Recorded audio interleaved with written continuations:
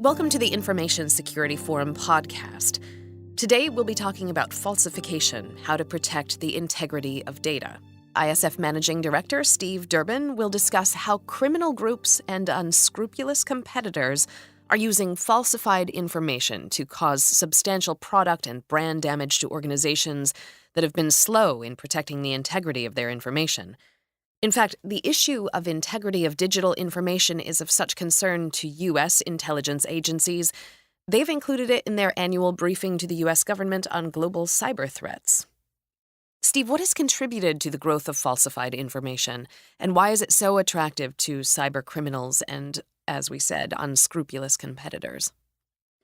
I think what we've seen, Tavia, is a much bigger reliance and dependence on information for decision-making in business.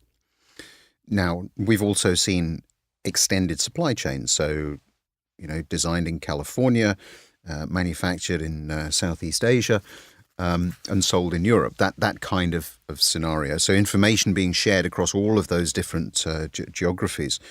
And we've also seen decision-making being speeded up through the use of technology. And I think there has become not a blind acceptance, but certainly a degree of acceptance that the computer is right, if I could put it that way. We're also creating, developing, changing, storing massive amounts of data. And we're using big data analytics to try to cut through some of that, again, to help improve our decision-making. Well, all of that points to the fact that the data is the fundamental common piece in this, and that increases its value. It increases the value of it in terms of cyber criminals or other third parties wanting to get their hands on it. But the thing that's always worried me more is not exfiltration of data. It's not the theft of the information. It is the changing of information in order to change the way in which a decision plays out. And if we look at the amount of time that cyber criminals are able to spend on our networks without being noticed, it ranges from, 60, 90, 120, 180 days. It's a very long period of time, and indeed longer in certain instances.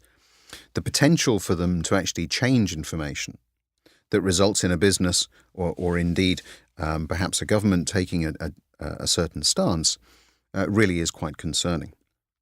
And that's the piece I think that we really need to be addressing more, because as we become more reliant on data, its integrity it takes on a new complexion.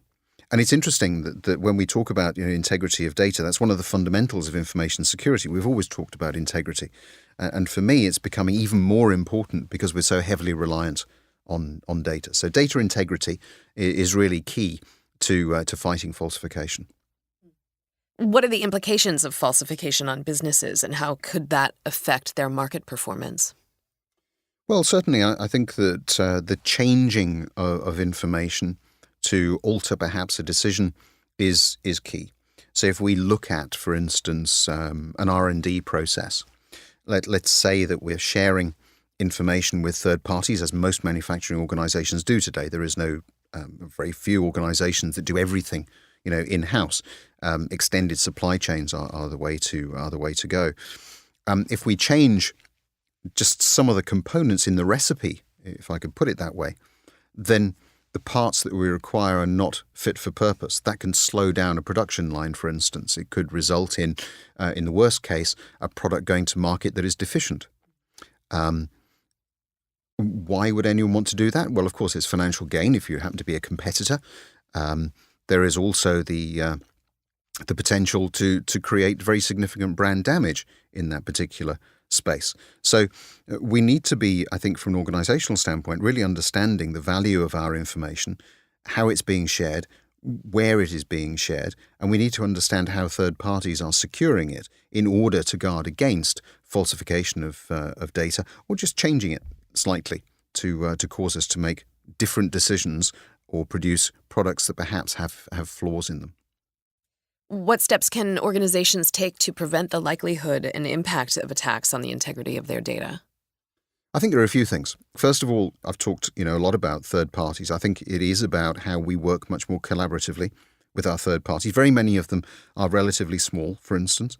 I think it is about how we can provide the right level of guidance in terms of security around information. It's about understanding that perhaps they don't have the same regard as we might for securing that data. There may be cultural norms that come into play. There may just be sheer practical issues.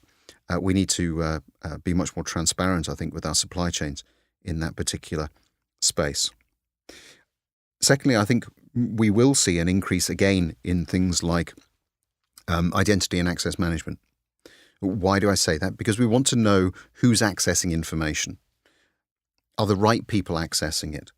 Not everybody needs to have this information, so let's look at exactly who needs to have it and let's track how it's being accessed, how it's being managed, how it's being used. I think we're also going to see, thirdly, more of a reliance on content management systems. So really understanding the integrity and preserving the integrity of content and information and trying to highlight, when it has been changed, why it's been changed, and what the implications of some of those changes might be. Very important, of course, when we're dealing with widely dispersed organizations, sharing information perhaps all around the globe. There are those three things. It's about increasing transparency across the supply chain.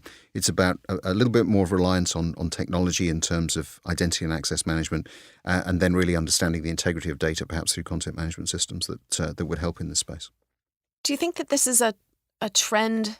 Are we in a time in our world culture where it's exciting to falsify information and we'll learn to get over it because we'll become so dysfunctional that it will go away? Is this here to stay? Is this the way the world will be from here on out because we have access to information through technology? I think it is, actually. And the reason I say that is that it's got value. If something has value, then people will want to get hold of it in some way, shape or form, either to diminish the value for competitive advantage purposes or because they want to steal it and exfiltrate it and use it themselves. So I think that, one of the realities of operating in a digital age is that our crown jewels have become data. It's become information. And the way in which we then use that data to transact business, to go about our day-to-day lives, has a value that perhaps it didn't have a number of years ago. And so for me, it's a maturation, if I could put it that way, of the way in which information is being used today. From a business standpoint, it means that information security takes on a much bigger significance in a business. And really, we need to be addressing it in that way. I think it's core to managing and protecting information as it flows around our business and contributes to our ability to compete.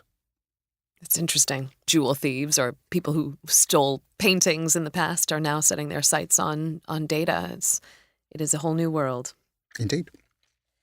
To find out more about how your organization can guard against criminal groups and unscrupulous competitors using falsified information, reference the ISF's Threat Horizon 2019 report, Information Risk Assessment Methodology, and Protecting the Crown Jewels, protecting those mission-critical assets.